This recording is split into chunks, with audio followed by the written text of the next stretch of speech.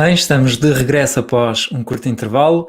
Vamos continuar esta manhã com a presença de João Correia. O João tem um doutorado em pesca comercial de tubarões e conta com 25 anos de carreira dedicado ao estudo destes animais. Ele passou nomeadamente pelo Zoo de Lisboa, o IPMAR e o Oceanário, e ele hoje vai abordar connosco o tema tubarões voadores, melgas e rock and roll. Olá, João, tudo bem? Olá, muito bom dia. Muito obrigado pelo convite para estar aqui convosco. Obrigado a nós. Força então. Vamos a isso. Muito bem. Ver a apresentação, está tudo fixe, não é?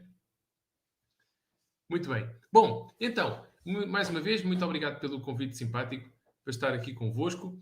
É sempre um prazer. Eu fiz o meu doutoramento na Universidade de Aveiro, precisamente, em 2009.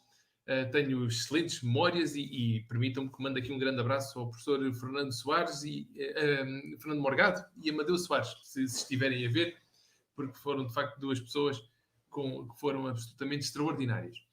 Bom, venho falar-vos de tubarões, melgas, rock and roll. Eu sei que o título pode parecer um bocadinho confuso, mas se correr tudo bem, quando acabarmos esta conversa, e depois teremos a oportunidade no final de estar um bocadinho mesmo literalmente à conversa também, tenho muito gosto nisso, tudo fará sentido, espero eu, quando acabar. Ora, não se preocupem, porque isto não vai ser uma sucessão destas frases famosas assim ditas por pessoas infinitamente mais inteligentes do que eu. Eu vou partilhar convosco um bocadinho a minha história.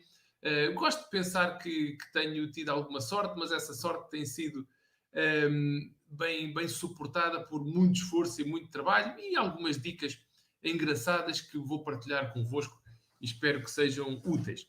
Mas não podia começar sem partilhar convosco esta frase especificamente do grande Nelson Mandela, porque, enfim, de certa forma eu diria que isto é quase a filosofia pela qual tenho pautado a minha vida. Há coisas que parecem absolutamente impossíveis, não é? Que não conseguiremos de forma alguma atingi-las e, contudo, com esforço e trabalho, fazem-se. E gosto de pensar que, ao longo dos próximos slides, vão ver que isto de facto é verdade e não é só uma moldura bonita que podemos pôr na parede do escritório. Aqui estou eu, já agora, para começar a história aqui pelo princípio. Aqui estou eu com a minha prima Patrícia. Tínhamos 3 anos, nós os dois temos 6 dias de diferença. A Patrícia é como se fosse minha irmã. Sempre estudámos juntos e íamos de férias juntos com a família. Somos do Cartacho, ali no coração do Ribatejo, e a família levava-nos de férias para este sítio fantástico de mar tranquilo, a Nazaré, que é o sítio absolutamente perfeito para ensinar crianças de 3 anos a nadar. Tem uma grande vantagem, é que a pessoa neste mar ou aprende a nadar depressa ou morre. Portanto, é seleção natural na sua forma mais pura. Entretanto, aqui estou eu na igreja do Cartacho, no batizado do meu irmão, que é 4 anos mais novo, está ali ao colo da minha mãe. Não sei se já repararam aí num detalhe no centro, mais ou menos, da imagem, está aqui ampliado. Tenho que vos confessar, eu sempre fui um bocadinho exibicionista. Isto não melhorou com a idade, mas não se preocupem, porque não. Preparei a apresentação de forma a não chocar ninguém.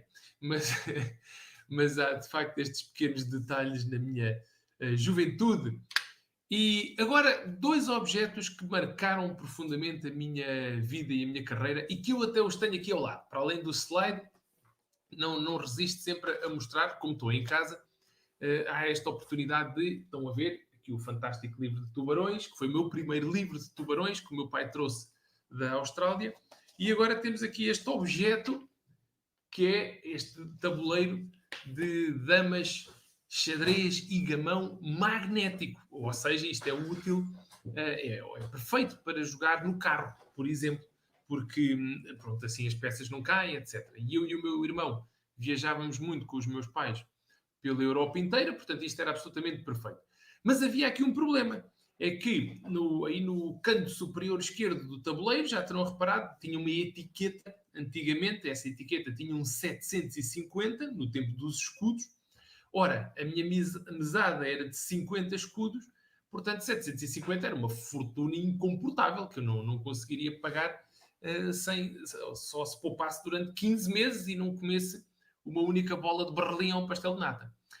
Paralelamente, portanto, eu namorava este tabuleiro todos os dias numa prateleira de uma papelaria, mas era também um aluno muito aplicado, muito ajuizado, muito trabalhador e tal. Peço desculpa pela falta de modéstia, mas enfim, é o que era. E era, portanto, o delegado de turma, que tinha aquela tarefa horrorosa de fotocopiar os acetatos das aulas. A malta quarentona, como eu, sabe do que eu estou a falar. Os mais jovens não fazem ideia do que é isto de uma aula dada com acetatos. Mas as aulas eram... os professores faziam umas transparências que punham em cima de um retroprojetor e o desgraçado do delegado de turma ou a delegada de turma tinham que fotocopiar aquilo tudo para os colegas no fim de cada aula, que era uma trabalheira que não vos passa pela cabeça. Tomar nota num caderninho do dinheiro que cada colega dava, ir deduzindo. Éramos tipo o banco da turma, e os colegas davam 50 escudos, 100 escudos, depois havia sempre uns que não pagavam, eram uns caloteiros, aquilo era uma trabalheira que não vos passa pela cabeça. Bom, o meu pai, que trabalhava em Lisboa, e ia todos os dias do cartaz para Lisboa e regressava, estava num escritório grande, tinha assim uma posição simpática na empresa, via-me na mesa da sala à noite a fazer a distribuição das fotocópias para os meus colegas todos, para entregar no dia a seguir, porque as máquinas nem sequer separavam as fotocópias como fazem agora. Portanto, eu trazia para casa assim um molhaço horroroso, que tinha que ser todo separado, tudo, enfim, composto com clipes, não sei o quê, para os colegas. E o meu pai pergunta-me um dia, ouve lá, tu não queres que eu te tire fotocópia disso no escritório? Que isso até vem logo tudo separado, temos lá uma máquina daquelas modernas, não sei o quê, e fica-te à borla. Ui, já estão a ver que isto introduziu-me aqui uma ideia macaca na cabeça.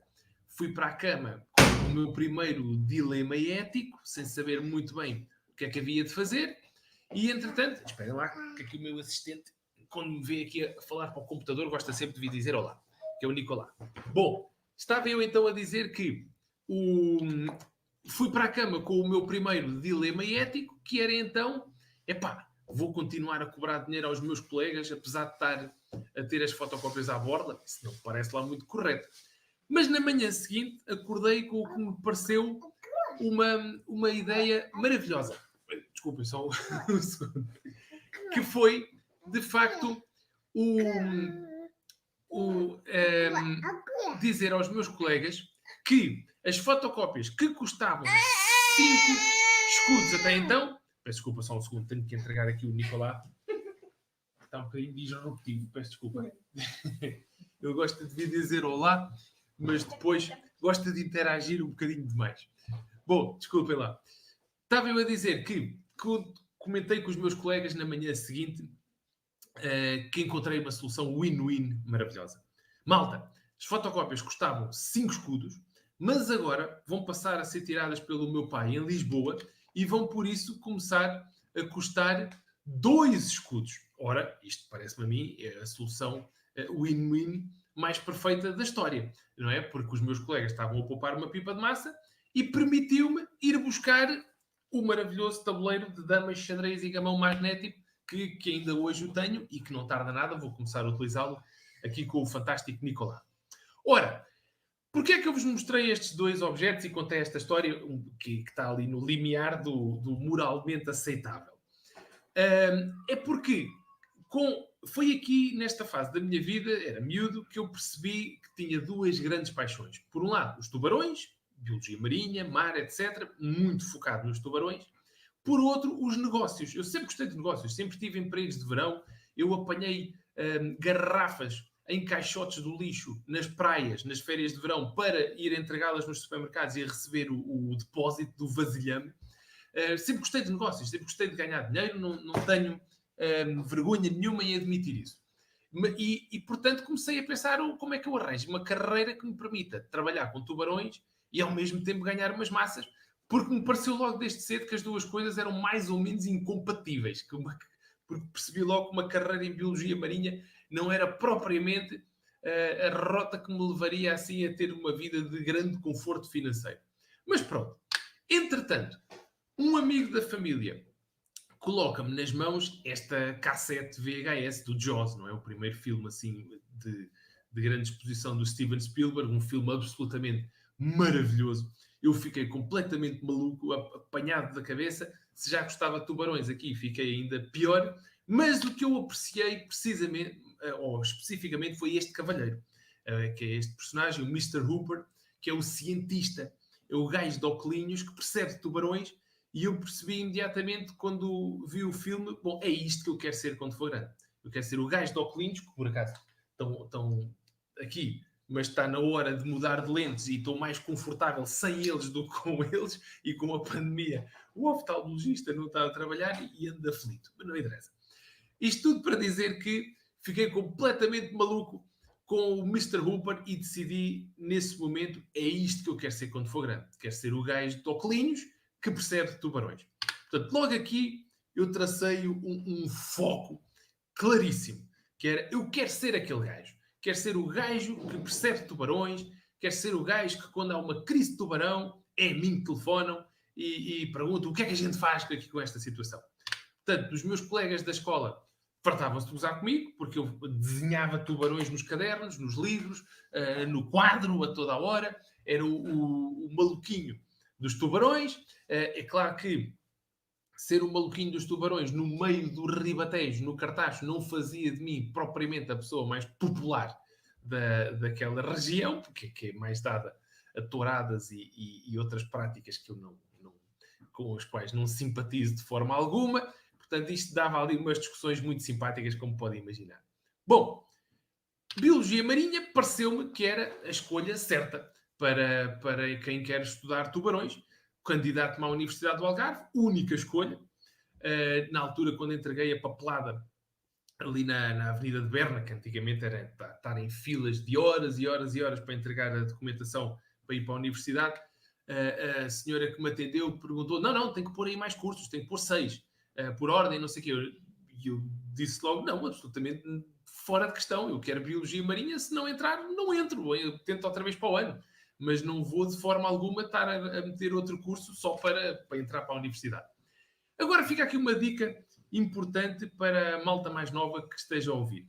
Assim que entrei na universidade, ou a partir aí do segundo ano, comecei a ser um grande melga, que já viram as melgas aí no slide, e comecei a escrever cartas para investigadores do mundo inteiro que trabalhavam com tubarões a implorar um estágio, a rastejar, a humilhar-me o mais possível e a dizer, eu sou um pobre português boy que quer muito estudar tubarões e gostava muito de ir para aí estudar os bichos.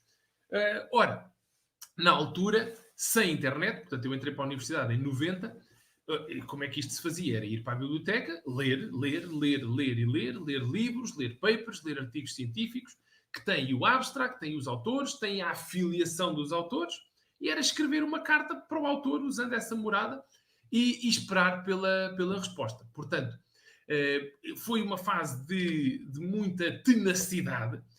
Não era fácil. Os meus colegas iam para os copos, eu ia para a biblioteca ler, ou estava em casa com as listas de abstracts que imprimia na biblioteca, porque, mais uma vez, não havia internet, portanto, a malta fazia a pesquisa no computador, imprimia os abstracts, ia para casa com uma caneta daquelas amarelas, pôr assim uma bola à volta dos trabalhos que me pareciam mais interessantes, e fui escrevendo cartas, fui recebendo muitas rejeições, e permitam-me que partilhe aqui convosco, mais uma vez, isto de um gajo estar em casa tem esta vantagem.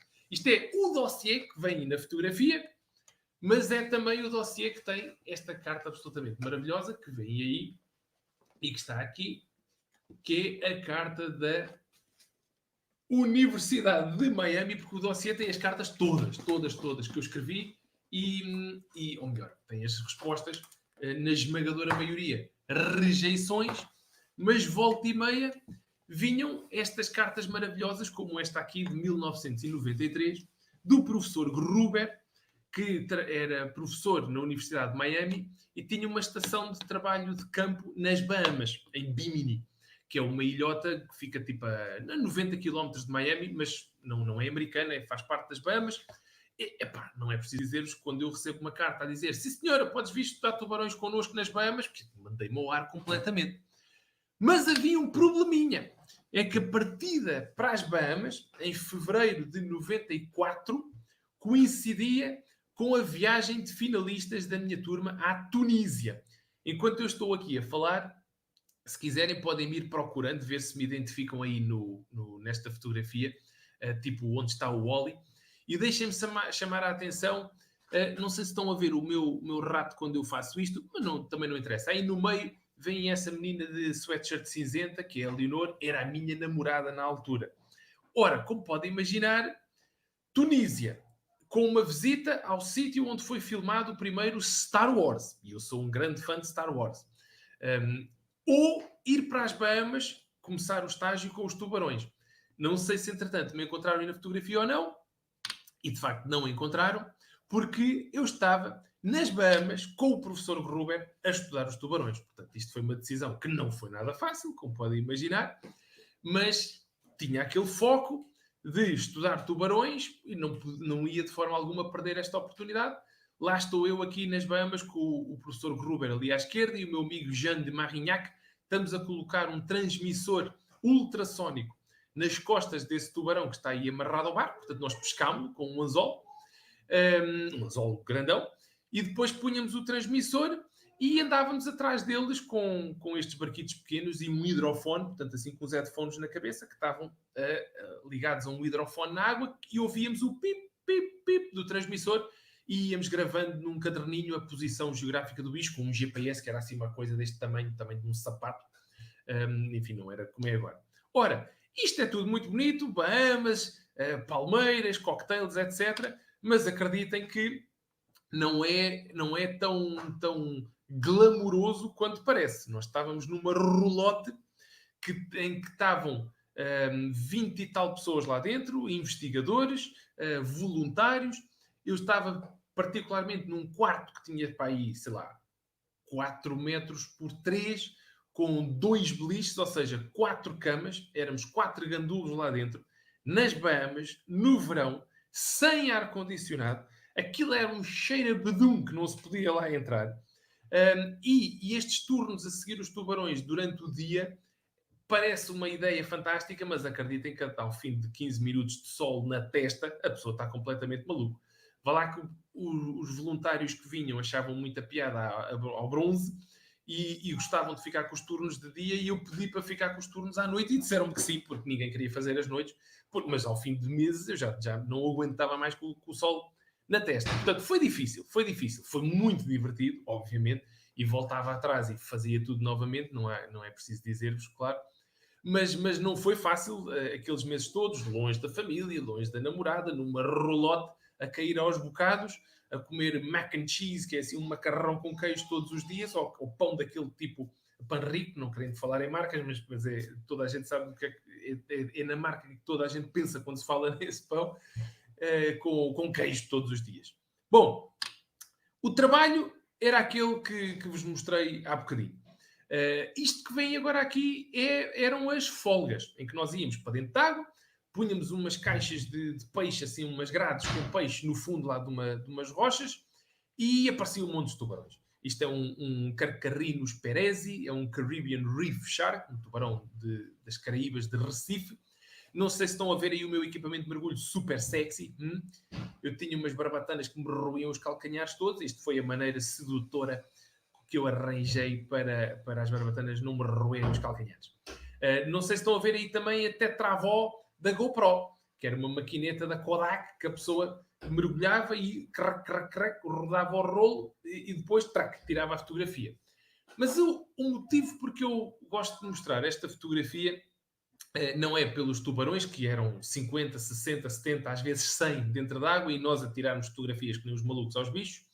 É por causa aí no canto, esse time 95. Eu depois voltei para as Bahamas em 95 para fazer o mestrado, e o meu amigo Tim Calver, canadiano, fotógrafo amador na altura, era o nosso handyman, era o nosso pau para toda a obra. Era o time que mudava a gasolina, punha gasolina nos barcos, mudava o óleo dos motores, queimava o lixo, cozinhava, limpava as sanitas, varria o chão. Era o nosso pau para toda a obra. Mas, sempre que tinha uns minutinhos, o time ia para dentro da água e tirava fotografias. Como esta que vem aqui, que teve a amabilidade de imprimir e de me enviar.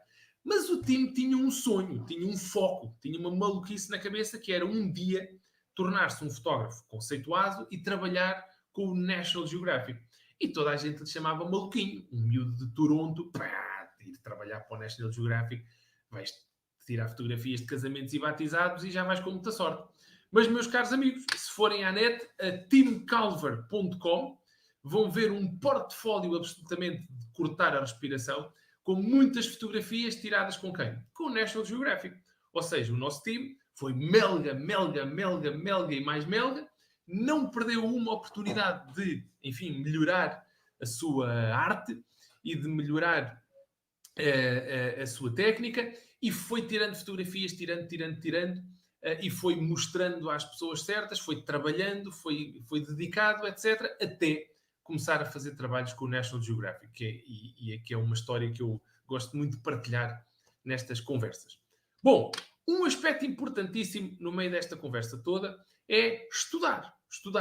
Ora, se eu queria ser um especialista em tubarões, bom, era melhor que percebesse algumas coisas de tubarões. E quando eu estava lá nas Bahamas, fiz das minhas primeiras aquisições. Eu tinha livros, enfim, daqueles, como viram há pouco, aqueles livros, coffee table book, não é? Com fotografias bonitos e tal, que são interessantes de um ponto de vista técnico, mas não são super técnicos como estes catálogos da FAO que vêm aqui, que eu comprei quando estava lá nas Bahamas, esse livro Discovering Sharks, editado pelo professor Gruber, e comecei a ler cada vez mais literatura técnica de tubarões para perceber sobre o assunto. E se calhou muitíssimo bem, porque eu acabo a minha licenciatura em 95, meto-me num mestrado, que é o que a malta faz muitas vezes quando não tem logo ali qualquer coisa que fazer, que era o meu caso, licenciado em Biologia Marinha, meto-me num mestrado em modelação de recursos marinhos no técnico, mas sempre a melgar toda a gente, cartas, telefonemas, nesta altura também não... Já havia internet, mas ninguém tinha, quer dizer, havia para aí 17 pessoas no país com internet em 95.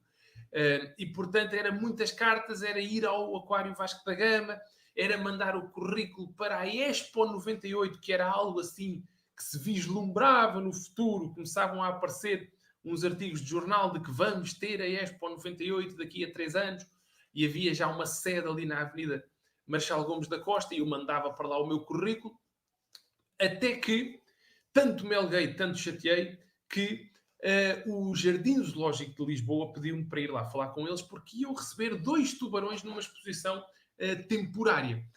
Uma exposição que ia ter baleias e tubarões mecânicos, robôs, mas ia ter 2 bichos vivos que iam chegar da África do Sul. Epá, e eu chateei, lá fui com as minhas fotografias das Bahamas, fui com este livro que vos mostrei agora, mostrar e tal, que eu sabia ali 2 ou 3 coisas de tubarões, e lá vou eu, e pedem-me para tomar conta dos bichos. Foi absolutamente maravilhoso. Foi aqui que eu conheci o Mark Smith, um australiano que esteve na Austrália, que foi à África do Sul capturar estes tubarões que vêm na fotografia e que depois os trouxe para Lisboa. O Mark Smith aterra, fazemos ali a aclimação aos tubarões e não sei o quê, e começa-me a dizer coisas do género: pronto, agora vais ter que ter muito cuidado com o pH e com a amónia da água, etc. E eu vir-me assim para ele: espera lá, diz-me lá isso da amónia mais devagarinho, que eu já não me recordo muito bem. E foi aí que o Marco percebeu, e eu também, que eu não percebia nada de aquários. Tinha uns vislumbres de trabalhar com tubarões, enfim, de telemetria, de segui-los e estudar os movimentos deles na natureza, mas aquários, zero. Então comprámos estas obras-primas que vêm aqui, que eu podia levantar-me e ir buscar, porque estão aqui na minha prateleira.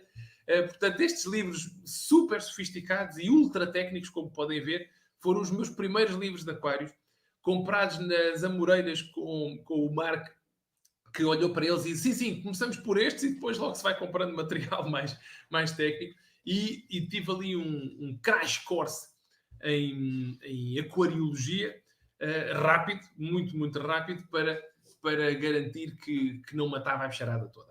Bom, entretanto, o Mark vai para Barcelona. Portanto, ficou aqui em Lisboa para aí 4 ou 5 dias, e depois foi para Barcelona, onde era lá diretor técnico, e eu ia-lhe telefonando diariamente com o relatório de como é que estavam os bichos, etc. E mandava-lhe por fax os valores da qualidade da água e não sei o quê. A dada altura, o tubarão macho, era um macho e uma fêmea, desenvolve um abscesso terrível na barriga, assim uma coisa mesmo violenta, com muito mau aspecto, e o Marco explica-me ao telefone que pá, esse bicho está com uma infecção no saco sifónico, que faz parte do aparelho reprodutor do bicho, não vos maço com os detalhes técnicos, mas esse bicho tem que levar antibiótico. Então o Marco explica-me ao telefone como é que se dá uma injeção de antibiótico a um tubarão.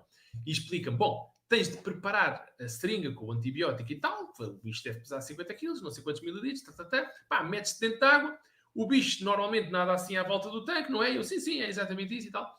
Pá, quando o bicho passar ali na base da barbatana dorsal, pumba, espetas-lhe a agulha na pele, com força, porque o bicho tem a pele dura. Sim, senhor. E eu, pá, isso não me parece assim tão difícil. E o Marco acrescenta ao telefone, atenção que tens que injetar um antibiótico devagarinho, porque aquilo é muito espesso e, portanto, se injetas depressa demais, fica assim uma grande bola de antibiótico no músculo do bicho, aquilo não se dissolve e enfim, não serve para nada. E eu disse, senhor, ok, não me parece assim tão complicado. Lá vou eu para dentro do tanque. Esta fotografia foi tirada à noite para o público não ver, pelo meu pai, que ficou intrigado com o que é que eu ia fazer para o Jardim Zoológico às 11h30 da noite. Estava lá o diretor do Jardim Zoológico, chefe dos serviços veterinários, a malta da limpeza, seguranças, toda a gente foi ver o biólogo dar a injeção ao tubarão, tudo a fazer apostas se o biólogo iria para casa com os 2 braços ainda no peito ou não. Bom, a injeção foi exatamente como o Marco disse, portanto o bicho passa, eu, pau, espeto-lhe a agulha ali na base da barbatana dorsal. O que o Marco não me disse é que os bichos não gostam nada disso.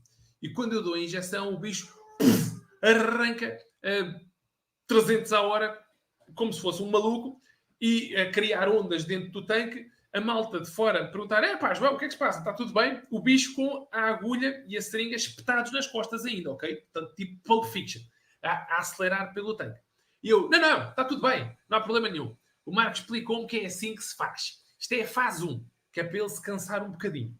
Depois logo damos o resto da injeção, que é a fase 2. Bom, a situação era esta. Não dava para despir o fato de mergulho e ir para casa e deixar o bicho a nadar com uma agulha e uma seringa espetadas nas costas. Portanto, acabei por fazer exatamente o que estava a dizer, que foi esperar um bocadinho. O bicho lá se acalmou e pensei, bom, espera lá, se eu agarrar na barbatana com a mão esquerda, eu consigo dar-lhe a injeção com a mão direita. E foi exatamente isso que eu fiz. O bicho passa, eu agarro na barbatana com a mão esquerda, o bicho também não gosta nada disso, arranca novamente a 300 a hora, mas eu desta vez vou montado em cima dele e enrolo as pernas na cauda do bicho. E no meio daquela salganhada toda, dou a injeção devagarinho, como o Marco tinha dito, e depois tiro a agulha devagarinho também, para não fazer sifão, para o antibiótico não sair todo, e ainda lhe dou uma massagem. Portanto, meus caros amigos e amigas, se algum dia forem fazer um voluntariado em algum sítio com tubarões, já sabem como é que se dá. Seu maluco, já sabem como é que se dá uma injeção a tubarões. Bom, aqui tenho que enfatizar esta palavra, não é? Esforço, porque de facto acreditem que estar no Jardim Zoológico foi uma experiência absolutamente maravilhosa. Epá, mas aquilo foi muito, muito intenso. Foi desde fevereiro até julho de 95, sem tirar uma única folga, ok? Todos os dias, os tubarões eram absolutamente a minha prioridade e, portanto, isto é uma característica que eu recomendo vivamente à malta nova. Portanto, se queremos impressionar alguém, há que esforçarmos à bruta. Esse esforço compensou, porque o Marco ficou de facto impressionado, apesar de estar em Barcelona, viu que eu dava-lhe ali forte e feio, e calhou muito bem porque ele veio a tornar-se no diretor do Oceanário de Lisboa, no diretor técnico. E telefona-me a perguntar, maluco, queres vir trabalhar para aqui? Queres vir tomar conta aqui dos tubarões do Oceanário? E eu, bom, dá-me um bocadinho só para eu pensar, pode ser. Largo tudo o que estava a fazer. Na altura eu estava, como vos disse, a fazer o mestrado, mas já estava a trabalhar com tubarões mortos no IPMAR, portanto agora o IPMA. Portanto, biologia pesqueira, conteúdo estomacal, aquelas coisas, crescimento. Lá vou eu para o oceanário tomar conta dos tubarões e tal. Mas, antes disso, tinha uma entrevista. E uma entrevista com o Mark, lá porque ele era meu amigo, não significava que tinha o trabalho garantido, até porque ele ia entrevistar-me com outros colegas, alguns americanos, australianos, e fiz a minha primeira compra na Amazon, que é esse livro aí do meio, que está aqui na prateleira também, que é um livro grosso, daqueles assim cheios de letras. Os outros dois eu comprei também porque queria perceber mais de espécies da nossa costa, etc., e para fazer boa figura na entrevista.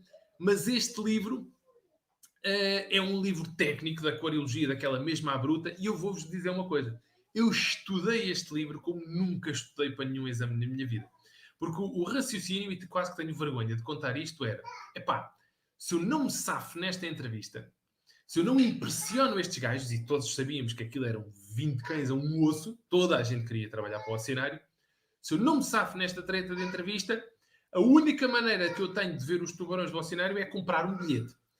E esse pensamento angustiava-me. Portanto, eu estudei para isto como não há exame de universidade para o qual eu tenha estudado com tanto afinco.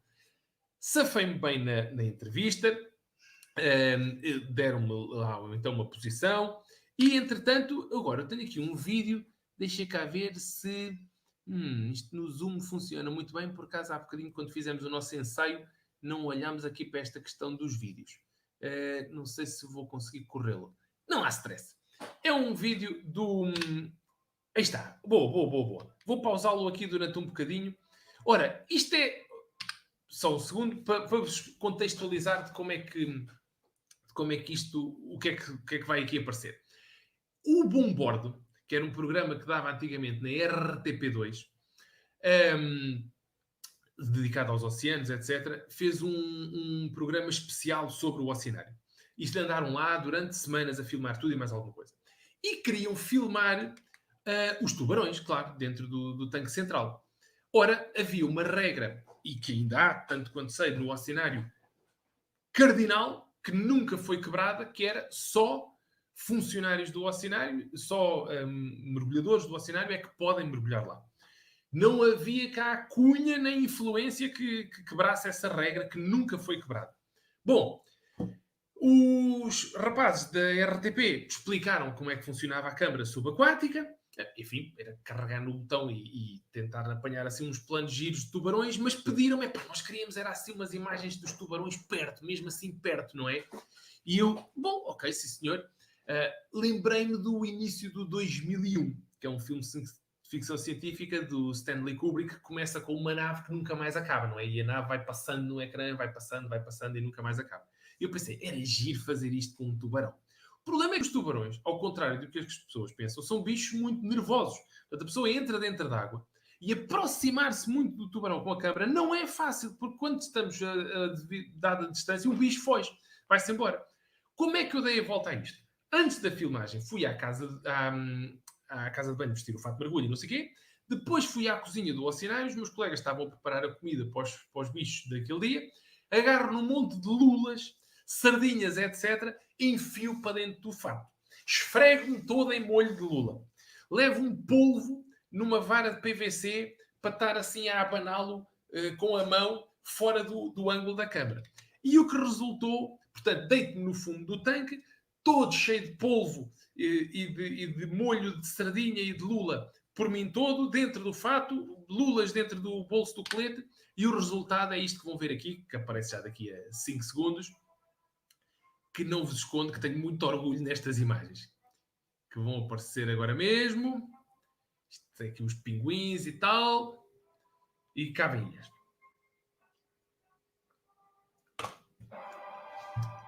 Nada mal, hein? E pronto, e ficam a saber, se quiserem filmar tubarões assim de perto, o segredo é, besuntam-se todos de sardinhas e lulas, etc. E dá para sacar umas imagens maravilhosas. Bom, já falámos de tubarões, já falámos de melgas, falta falar do rock and roll.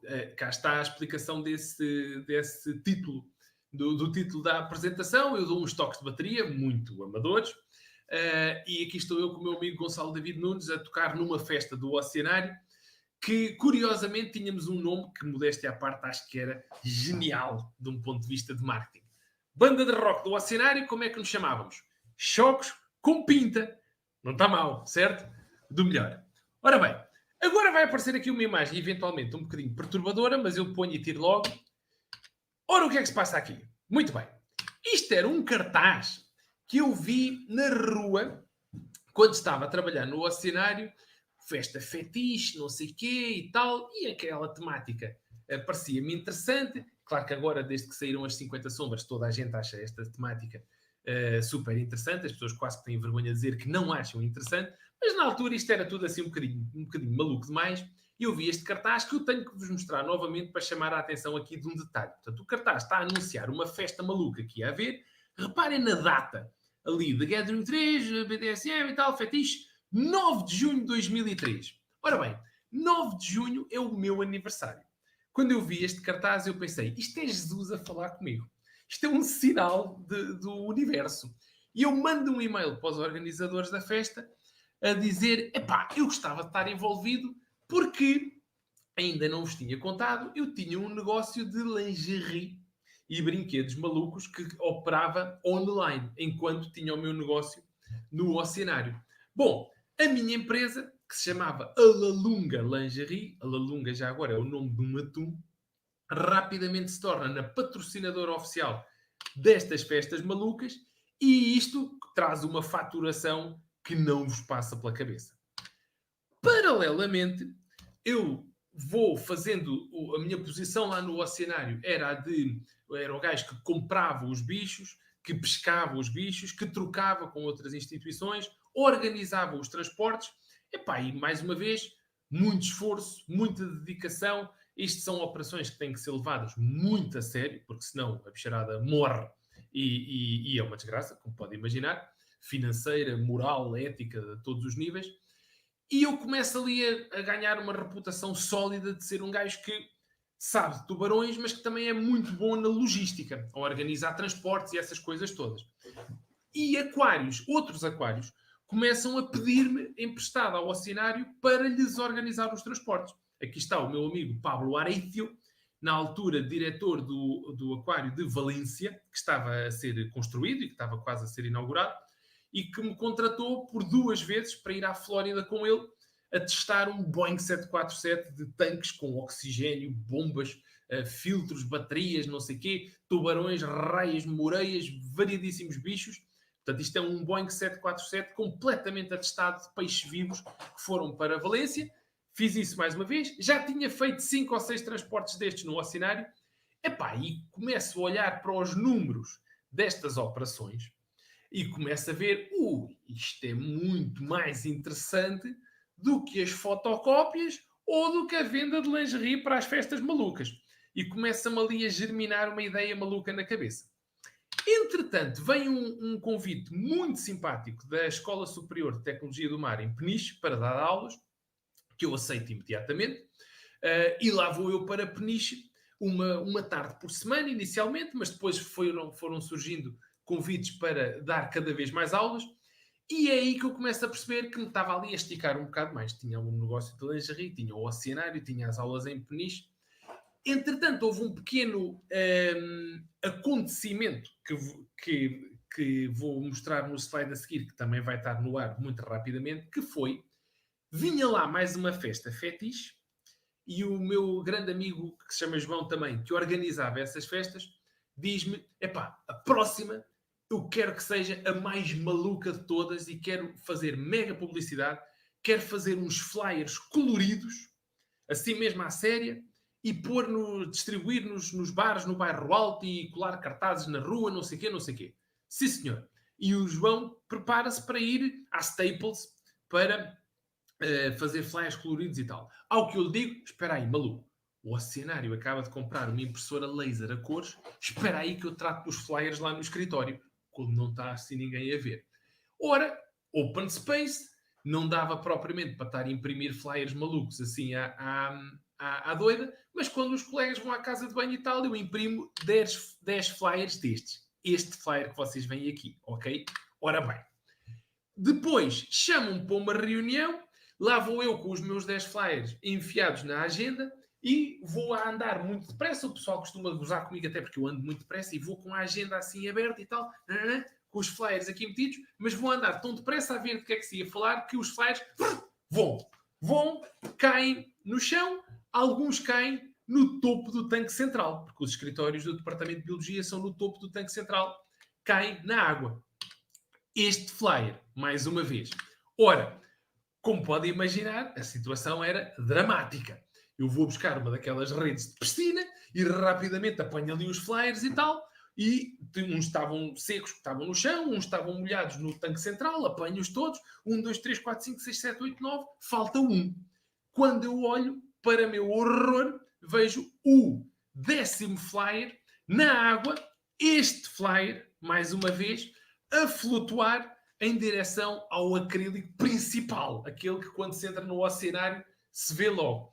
Ora, a rede de piscina não chegava lá, grande aflição, só tive tempo de ir ao armário do mergulho, despir-me todo assim à pressa, vestir um fato de mergulho, nem máscara, nem luvas, nem barbatanas, nada, que não havia tempo para isso, meter-me dentro d'água e rapidamente ir lá apanhar o flyer, este flyer, antes que as pessoas vissem.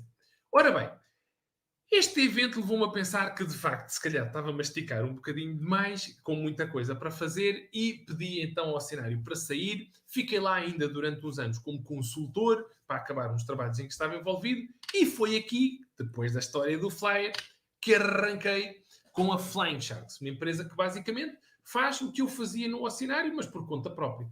Portanto, transportes, capturas, somos contratados muitas vezes só para fazer o transporte do ponto A para o ponto B, e enquanto vou conversando, vou-vos passar agora aqui um vídeo rápido, que tem para aí 30 ou 40 segundos, sobre a Flying Sharks, que basicamente descreve o ambiente de trabalho muito formal e sério que temos na Flying Sharks.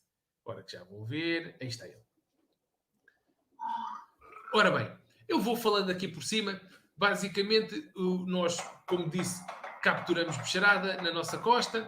Deixem-me só pôr aqui o volume um bocadinho mais baixo. Aí está. Aí está a nossa equipa maravilha. Nós temos uma base nos Açores. Entretanto, a Flying Sharks tem uma relação muito simpática com a escola, em Peniche.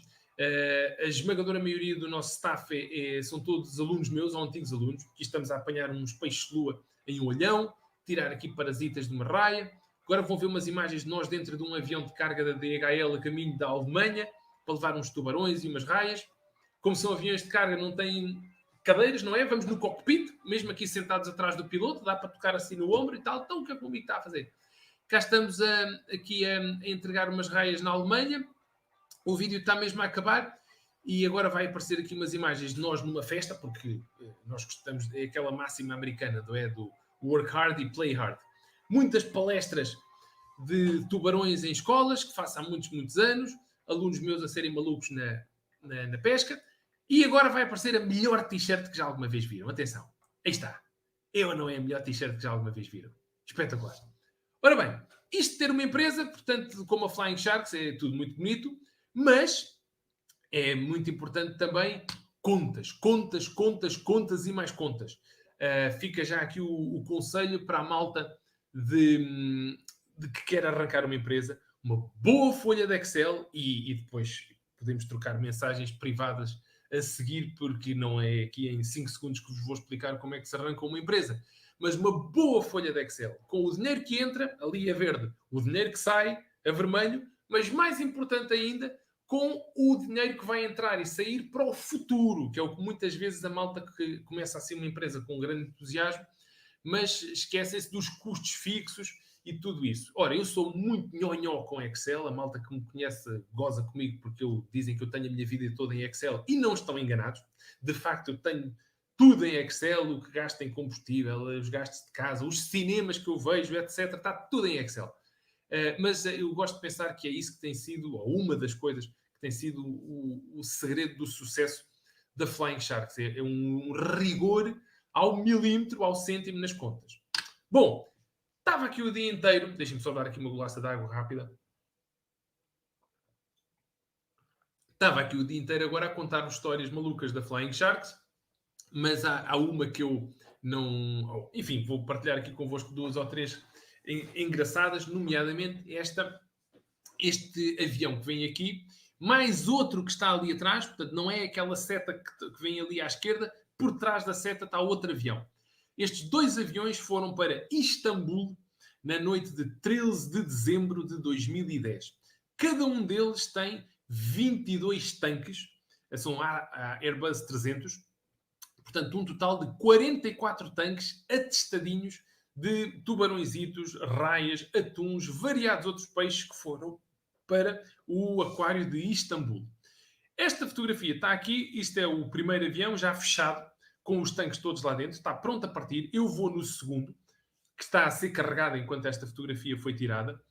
O piloto deste avião, um turco de mau feitio, desta empresa turca de carga, arma-me uma confusão administrativa, uma salada russa chata, sem jeito nenhum, de que eu tinha que mandar um e-mail para o chefe dele a pedir autorização de não sei quê. Não vos vou amassar com os pormenores, mas basicamente o gajo arma-me ali uma confusão que dizia que se eu não mandasse esse e-mail antes deste avião descolar, corria-se o sério risco de, quando a carga chegasse a Istambul, passadas 4 ou 5 horas, não poder ser desembarcada, não poder sair do aeroporto por questões administrativas palermas. Epá, isto, reparem que era uma operação Flying Sharks. Portanto, uma coisa é um tipo fazer dinheiro, fazer operações com o dinheiro de um patrão, não é? Como quando estava no Oceanário, que era muito rigoroso nas contas, mas não era o meu dinheiro. Outra coisa é quando um gajo mete os no cepo, e se esta operação de €500.000 corresse mal, eu vendia esta casa e mesmo assim os netos do Nicolai ainda haviam de ficar a pagar dívidas. Portanto, é uma pressão que não vos passa pela cabeça. Portanto, esta porcaria não podia correr mal. Este atrasado mental arranja-me a tal confusão épica e eu estava num estado de nervos porque o meu telefone não dava para mandar e-mails, portanto, não, tinha que ir ao escritório lá do aeroporto de um colega, do nosso despachante, qualquer coisa, para mandar o dito e-mail, e estava com as mãos a tremer, nervosíssimo com esta situação, quando o cavalheiro que conduz aquele trator que vem ali a apontar com a seta, aquele cavalheiro da Portway que, portanto, empurra o avião para a pista, não é? De marcha atrás, para o avião depois ligar os motores e arrancar.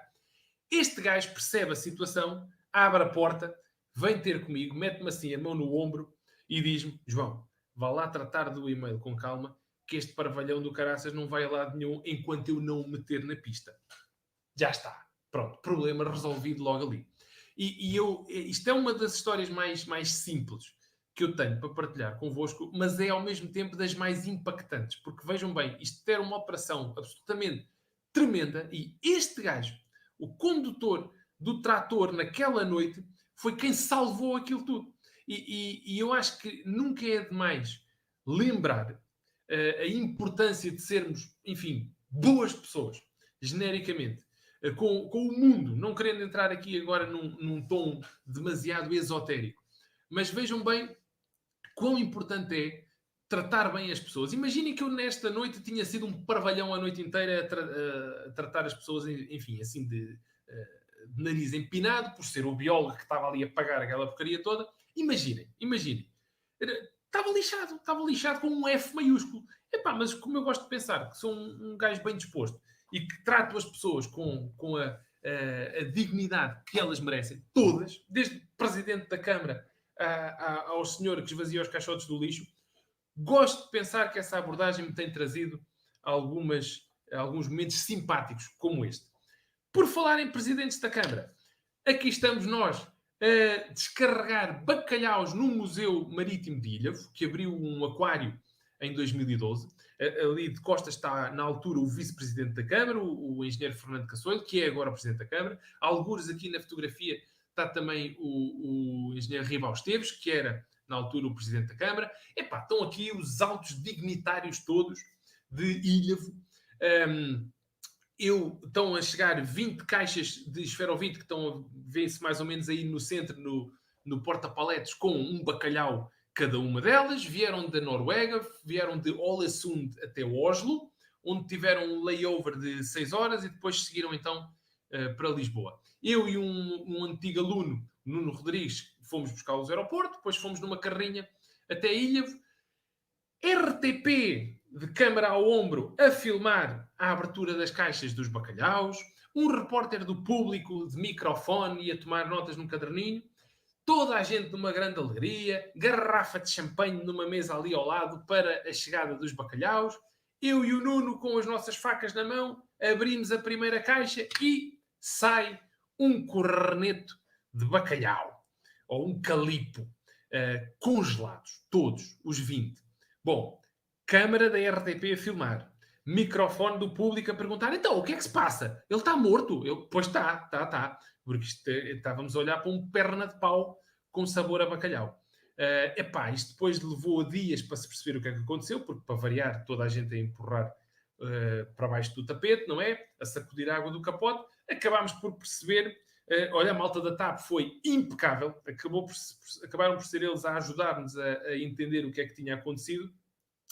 Os amigos do handling em Oslo, portanto a empresa que trata de mover a carga de um lado para o outro, não sei o quê, e de carregar os aviões e descarregar, apesar das caixas estarem todas marcadas como AVI, animais vivos, aí a documentação toda a referir que eram animais vivos, as caixas nas tais 6 horas de voo entre os dois voos ficaram na rua. Estavam 19 graus negativos, pronto.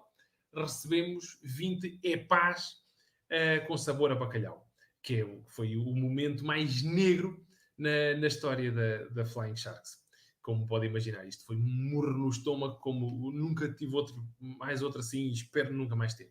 Bom, em tom mais bem disposto, aqui está uma pequena amostra de galeria da nossa página Facebook de grandes melgas. São estudantes que nos pedem massa para os projetos deles. Não, e nós damos pequenas bolsas de 500 euros, 600 euros, 1.000 euros. A máxima que demos, creio que foi de 3.000 e poucos euros. Isto a brincar, já vamos em quase 100 mil euros de valores que temos vindo a dar. Eu sempre fui um grande melga, gosto de ajudar os melgas que nos pedem ajuda. E não resisto a partilhar convosco algumas das melhores histórias de melgas que eu tenho. Ana Sequeira, aqui nesta fotografia, tinha o sonho, miúda de Valdelhaços, ali da margem sul, tinha o sonho de um dia vir a ser especialista em tubarões-baleia e trabalhar com eles na Austrália. Candidatou-se para lá para um doutoramento, candidatura toda catita, não sei o quê e tal, foi recusado. Pronto. Foi para Aveiro estudar uns caranguejos, não sei o quê e tal, faz umas publicações, candidata-se novamente no ano a seguir, candidatura e tal, doutoramento à Austrália, pumba, recusada mais uma vez. Vai para a Universidade Nova, projeto de ecologia, não sei o quê, muitos dados ao computador, mais umas publicações, candidata-se terceira vez, pimba, foi aceito. A Flying Sharks pagou-lhe o bilhete de avião. Se teclarem, e podem experimentar isto no Google Scholar, portanto no Google Académico, experimentem teclar Ana Sequeira Whale Shark, portanto tubarão-baleia em inglês. Vão ver um monte de publicações, inclusivamente na Nature, portanto publicações de muito, muito relevo. E a Ana Sequeira, aqui da margem sul, que tinha a pancada de estudar tubarões-baleia na Austrália, é exatamente isso que faz. É uma cientista de calibre mundial e uma pessoa muito reconhecida nesta área. Qual é que foi o segredo para lá chegar? Foi melga, não desistiu, esforço, tenacidade, determinação, etc, etc. Foco. Natércia Joaquim foi minha colega na Universidade do Algarve. Temos a mesma idade, mas o sonho da Natércia não era biologia marinha. O sonho da Natércia era medicina. Mas por motivos variados, familiares, etc., para não sair de casa, os pais não queriam que ela fosse para longe, não sei o quê, a Natércia foi para a biologia marinha. Ora, entretanto, foi mãe, já tem 2 meninas, etc. Aos 40 anos de idade, depois de uma carreira brilhante a ser professora e de investigadora, a Natércia, aos 40 anos, entra para o curso de Medicina na Universidade do Algarve, que, entretanto, abriu lá. Acabou o curso agora há poucos anos. É médica. Portanto, com quase 50 anos, como eu, a Natércia é médica. E mais um excelente exemplo de melga que não se rendeu enquanto não atingiu o objetivo dela. Igor Lérias, este rapaz simpático aqui no meio do slide, meu antigo aluno, que um dia disse que gostava muito de trabalhar com belugas, aquelas baleias brancas grandes, não é? Sabem que as belugas, já agora um detalhe técnico, são o único cetáceo, como as baleias são cetáceos, que têm pescoço, portanto têm vértebras suficientes que lhes permitem fazer isto, não é? Permitem-lhes ver o que é que se passa ali à volta. Os outros cetáceos todos, os golfinhos e as outras baleias, quando querem ver uma coisa, têm que fazer assim, não é? Têm que ver o corpo todo. Mas pronto, não interessa. O Igor disse que gostava muito de estudar belugas, mas disse, mas belugas, onde é que eu vou estudar belugas? Eu, maluco, e que tal começares pelo Aquário de Valência, que fica aqui a 9 ou 10 horas de carro, ou 1 hora e meia de avião? Professor, isso é que era do caraças e tal. Mandámos um e-mail para o Aquário de Valência no princípio da aula, no fim da aula ele já tinha estágio no Aquário de Valência a trabalhar com as belugas. Cá está ele numa conferência sobre tratadores de mamíferos marinhos, etc. Tem a carreira dele começada com belugas. Sofia Esteves da Silva, minha aluna também em Peniche, a cena dela era orcas. Orcas e orcas. Toda a gente também, orcas é muito complicado, mas eu sempre disse à Sofia, e-mails para sítios que trabalhem com orcas, fazer lá um mestrado, fazer lá o doutoramento, voluntariado, estágio, e a Sofia melgou todos os sítios e mais alguns. O que é que acham que a Sofia está a estudar ali com aquele equipamento dela? As orcas ali da zona. Pois claro. Não resisto a terminar esta apresentação, e estou mesmo quase no fim, mas não resisto a partilhar esta história, que é recentíssima, como sabem. A sonda Perseverance, que aterrou em Marte no mês passado, a diretora dessa missão é esta senhora, que foi da Colômbia para os Estados Unidos com $300 no bolso, limpou sanitas, serviu à mesa em restaurantes, acartou sacos do lixo de restaurantes para o contentor nas traseiras do restaurante, mas estudou engenharia aeroespacial, foco, foi trabalhando, determinação, tenacidade, esforço, trabalhou que nem uma maluca, diretora de missão na NASA, acaba de pôr uma sonda em Marte, uma miúda que trabalhava nas limpezas. Por falar em espaço, eu adoro tubarões, adoro aviões, mas eu acho que toda a gente adora espaço e astronautas, não é? Portanto, um biólogo marinho que trabalha com tubarões é uma carreira gira e da qual eu me orgulho muito. Mas, poça, temos que ser pragmáticos. Um astronauta é um astronauta, não é? Não dá hipótese. Eu vi no Facebook que este senhor, Dan Tani, um americano de ascendência asiática, astronauta, ia estar em Reguengos de Monsaraz a dar uma palestra. Meti-me no carro e fui ouvi-lo. E depois fiquei um bocado à conversa com ele no fim. Qual é que acham que foi o segredo deste senhor para ser astronauta? Esforço, foco, determinação, tenacidade, o costume, sempre o costume. E foi nesta palestra que aprendi, que não sabia, que Portugal tem um astronauta. Então, o João Lousada é chamado um astronauta análogo, ou seja, ele treina para uma futura missão a Marte, por exemplo, aqui em Terra. Que achei absolutamente maravilhoso. Ora, agora vou ter que saltar aqui um slide de repente, porque acabo de me aperceber que me enganei aqui na ordem de um dele. Porque eu vi num evento, uma palestra que eu dei ali no ITQB em Oeiras, que o João Lousada ia lá estar, e eu percebi imediatamente, eu tenho que conhecer este gajo. Lá, e pedi aos organizadores do evento para me porem no almoço com ele, e eu almocei com o João Lousada, vou passar aqui rápido, e aqui estou eu a dar-lhe o Sex, Sharks and Rock and Roll, um dos meus primeiros livros.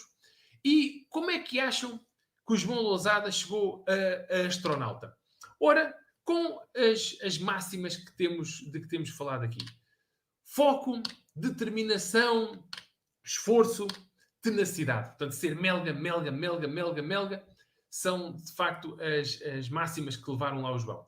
Deixem-me mostrar-vos aquele slide que eu dei barraca, peço desculpa, aqui na ordem, que é o nosso novo projeto da Flying Sharks, peço imensa desculpa, e que é esta unidade de transporte absolutamente maluca que nós estamos...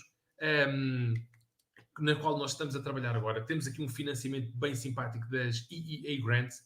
Isto vai ser a melhor e maior não posso dizer, mas a melhor unidade de transporte de peixes vivos que já alguma vez se fez no mundo. Filtração state of the art.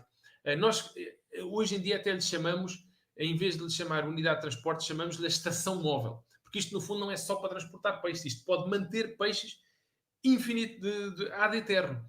E, portanto, a ideia é como se puséssemos rodas na nossa estação de Peniche ou na nossa estação dos Açores.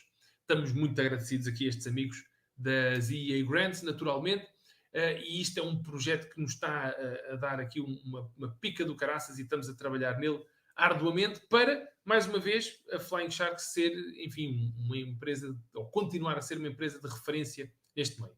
Ora, vamos passar aqui o slide do João Lousada, peço desculpa mais uma vez.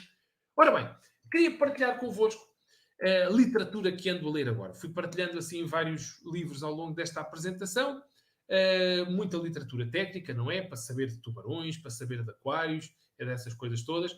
Agora ando aqui nesta onda. Anda a tentar perceber o que é que faz com que uma pessoa seja um bom líder, para tratar bem as pessoas com que trabalha, os fornecedores, os clientes. Como é que eu posso ser um melhor gestor? Como é que eu posso fazer com que a Flying Shark se cresça de forma mais sustentável e mais saudável? Portanto, todas estas coisas têm ajudado. É claro que não vos escondo que a pandemia trouxe aqui a necessidade também de nos adaptarmos a uma realidade completamente nova. Se precisarem de máscaras, álcool gel, dispensadores com pedal, falem com este vosso amigo, que temos preços especiais para os amigos. Com estas histórias todas malucas, deu-me também para começar a metê-las em papel. Momento publicitário do dia. Se forem a sexsharksandrockandroll.com ou se me apanharem no Facebook, no Instagram, qualquer coisa, tenho estas histórias todas e muitas mais contadas, estas em inglês, no Sex Sharks and Rock and Roll, mas depois temos aqui o Tubarões Voadores em português, que foi lançado no Dia do Pai há 2 anos e que, sem querer armar bem esperto, quando foi lançado foi para o número 1 do top não ficção da FNAC. À frente ali da Michelle Obama. Atenção que eu sou um mega fã da Michelle Obama, mas não escondo que o meu ego, enfim, foi aos píncaros quando vi o meu livro em primeiro lugar e o da Michelle Obama em quinto. Ora bem, despeço-me aqui com uma fotografia de família que já tem algum tempo. O Nicolás, viram-no há bocadinho, ele veio aqui dizer olá, já está bem mais, tem mais um ano do que nesta fotografia. Mas não resisto a partilhar esta imagem porque isto é importante, não é? Poxa, eu tive aqui este tempo todo a falar de trabalho, mas caneco, para estar algum tempo com a família e nutrir uma boa relação com a família é uma coisa absolutamente fundamental e admito que a pandemia malvada tem tido essa vantagem. Tem-me obrigado a abrandar um bocado o ritmo, muita coisa que foi cancelada, muita coisa que agora faço a partir de casa, como estou agora, e tem permitido passar muito tempo aqui com esta malta, com a minha mulher, com a Nina, com o Nicolás, e tem sido um prazer vê-lo crescer. Ora bem, para terminar, deixo-vos aqui este slide, que é um clássico, que já ouviram com certeza noutras apresentações, e é assim em tom disparatado, mas eu, mais uma vez, tal como aquela frase do Nelson Mandela no início, eu subscrevo inteiramente esta filosofia de nunca desistir de forma alguma, e com isto despeço-me enfim, da apresentação. Estou absolutamente à vossa disposição se quiserem colocar alguma questão e deixem-me agradecer mais uma vez aos nossos organizadores o convite muito simpático para estar aqui convosco. Muitíssimo obrigado. Obrigado, João. Vamos ter tempo para responder aqui a 2 questões, portanto, convido-vos aqui a colocar então uma pergunta ao João. Vamos esperar aqui um bocadinho. Estou a tentar agora aqui despartilhar o ecrã. Cá está. Já não é necessário. Prontinho. Temos aqui uma do João Fernandes que diz: o mais pequeno já demonstra mesmo paixão por tubarões. Sim, curiosamente sim. Há bocado eu não quis interromper, enfim, eu depois até me baralhei um bocadinho quando o Nicolás estava aqui, mas não sei se repararam que ele estava aqui muito entusiasmado naquele slide, deu a dar a injeção ao tubarão. Ele estava a dizer Aikula, que é tubarão em sérvio. porque a mãe do Nicolás, a minha mulher é sérvia, então ele está a crescer trilingue, porque a mãe fala sérvio com ele, eu falo português, nós falamos inglês um com o outro, já falamos muito em português também, mas pronto. E então o Nicolás tem um vocabulário ainda pequeno, pá, de 30, 40 palavras, mas tem umas em português, tem umas em sérvio, e tubarão é uma das que ficou em sérvio, curiosamente. E ele estava aqui, ai, pula! Porque, enfim, já reconheceu o público. Excelente. Temos aqui o Carlos a dizer inspiração incrível, realmente. Muito obrigado. Muita dedicação. Olha, eu tenho aqui uma pergunta para ti, Força. que foi, é assim, tu soubeste logo, desde pequeno, ou não sei, descobriste rapidamente o que tu desejavas fazer. Eu acho que há muitas pessoas que não sabem exatamente. E tu Sim. tiveste, pronto, este foco nasceu cedo e, portanto, rapidamente tinhas a energia e a dedicação para ir à procura disso. E agora, como é que nós podemos, por exemplo, encontrar o que nós gostamos mais de fazer e para depois poder dedicar esse tempo a fazer isso? Claro. Epá, ouve, isso é uma excelente questão e que não é fácil de responder. Não é nada Pois. fácil. O que eu posso dizer é que, e é uma questão que os meus alunos me colocam com muita frequência, eu diria que é muito importante a pessoa andar atenta. Portanto, com as antenas no ar. Hoje em dia é muito cansativo andar atento, porque antigamente, por exemplo, malta de quarentona como eu, nós estávamos atentos à RTP1 e à RTP2. E depois, quando apareceu a 5, foi uma grande festa. Pronto, hoje em dia, um tipo está atento, quer dizer, a televisão tem 300 canais, a internet nem vou sequer tocar nesse ponto, redes sociais, etc. Mas eu diria, se a pessoa andar atenta, ao mundo à sua volta, às oportunidades, às coisas que lhe vão passando à frente, a dada altura há de aparecer qualquer coisa que acenda ali uma luz, não é? E que, eu se calhar era gajo ou era chavala para fazer isto. Era capaz de deixar piada a isto. Pronto, e depois é ir nessa direção. Portanto, isto, enfim, em traços muito, muito gerais, não é? Porque não é de todo uma resposta fácil. Sim. Mas eu diria atenção, dar atenção ao mundo à nossa volta é muito importante.